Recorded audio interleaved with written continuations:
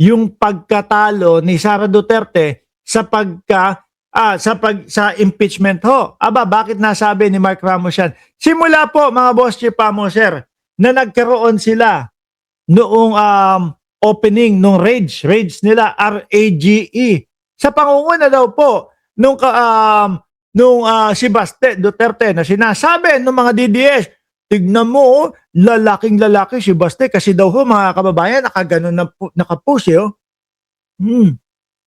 Diba? Kapag ka video ang pinakita, ganon. Oh, lalaking lalaki daw po with matching yung tattoo, yung full sleeve ni Baste Duterte oh. Ulo lang! Hirap gayahin. Ang hirap gayahin. Sandali lang. Bubuelo ako. Ganon. Ulo lang! Ni Bongbong Marcos! Ang kailangan namin!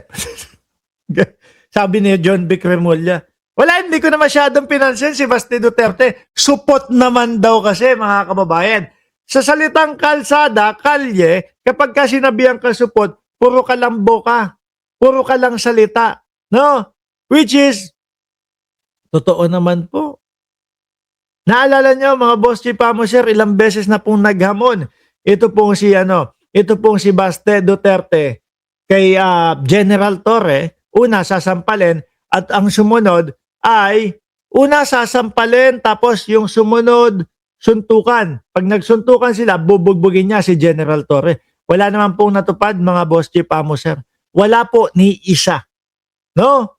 So ngayon, bakit po nasabi ni Mark Ramos na ito pong rage ay indikasyon na alam na ng kampo ni Inday Sara Duterte na talo sila sa impeachment at magigilty sila sa impeachment. Dahil ito po ay paghahanda, mga kababayan. No? Paghahanda at pagmamanipula doon sa mga kababayan natin na hindi naman talaga si Sara Duterte ang aming pambato sa pagka-presidente kung hindi siya Baste Duterte. No? Unti-unti na po nilang ine-educate yung mga followers at tagasunod nila at mga fans nila at yung mga sumusuporta sa kanila na kay Baste tayo pupunta. Na si Baste yung pagkapangulo natin o magiging pangulo natin. Di po ba? Ito nga po yung sinasabi na Plan B daw po, aka Plan Barbie ang sabi, mga kababayan. So ngayon, eto pati si Vic Rodriguez. So, ako dati, paniwala ako dito kay Vic Rodriguez na matalino, mga kababayan. No? Nung nandoon pa sa kampo ni Pangulong Bongbong Marcos. Pero ngayon, parang ungas na lang po ang tinginan natin dito kay Vic Rodriguez. Ano po sabi nila dito? Presidency, nakikita umano ni Vic Rodriguez sa kapalaran ni Baste. Anong say ninyo, mga kababayan? Di katarantaduhan. Hindi ho ba? No?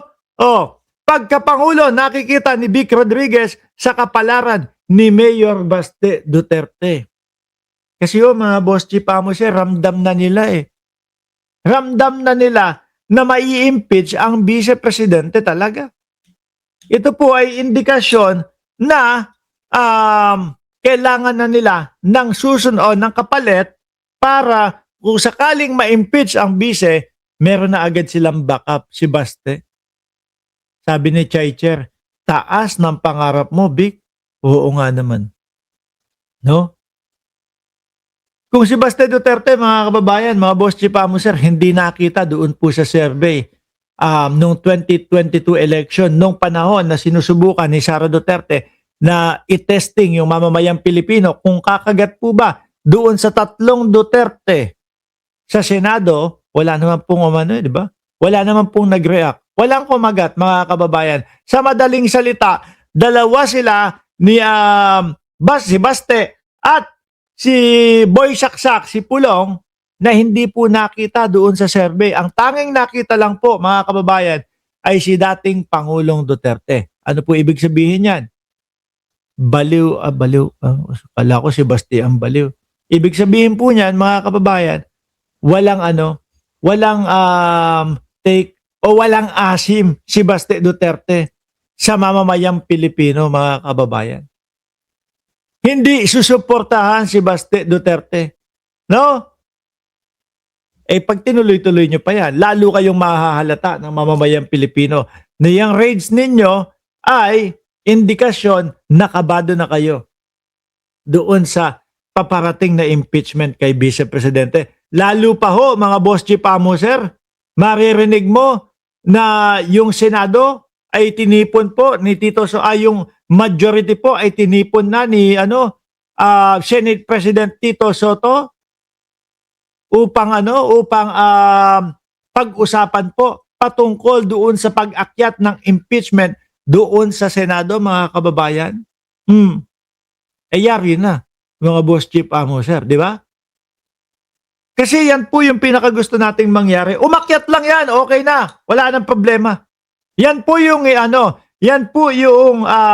pinigilan ni Chis Escudero nung siya ang Senate President, mga kababayan. Bakit? Siguro alam po nila na kapag umakyat sa Senado, yari na sila. Bakit? Dahil diyan na po mag-uumpisa yung tagisan ng lakas ng ebidensya at lakas ng depensa ng kampo ni Sara Duterte. Ang nakikita ko po, wala po silang depensa. Mahina ang depensa nila, mga kababayan. Kasi simula po nung nag-umpisa itong impeachment na ito hanggang ngayon, wala pa din po silang inilalabas o ipinapakita ng mga ebidensya, ng mga depensa nila. Hanggang ngayon po tumatakbo sila na ipaliwanag yung kanilang mga depensa para kay Sara Duterte. Biruin nyo naman po, 16 na lawyer ang hinar ng Vice Presidente. 16 po mga kababayan. At yan pong mga lawyer na yan ay kumbaga yung mga nasa kataas-taasan ng mga lawyer. No? Pinakamagagaling. Pero wala tayong nakikita na depensa nila. Ang paulit-ulit po nilang sinasabi ay etong impeachment na ito ay pinupolitika lang si Inday Sara Duterte sa kadahilanan mga bossing na number 1 daw po sa 2028 election ang Vice Presidente. Diba, Chaychero? Matibay dyan. 16 na lawyer. Nakita ko yung anak ko pumasok. Putik na to, linalaro pa ako. Tingnan po. Lali ka dito. Come here. Hi. I know. Oh, say hi. You hide? Why? I didn't see my Yeah, you will see yourself there. Okay? Go there na. Go there na. Nilalaro pa ako. Go. Sige na. So ngayon mga kababayan, dahil napag-usapan na natin si Baste Duterte, rektahan at puntahan na po natin, ay nako, yung mga DDS. Ano po?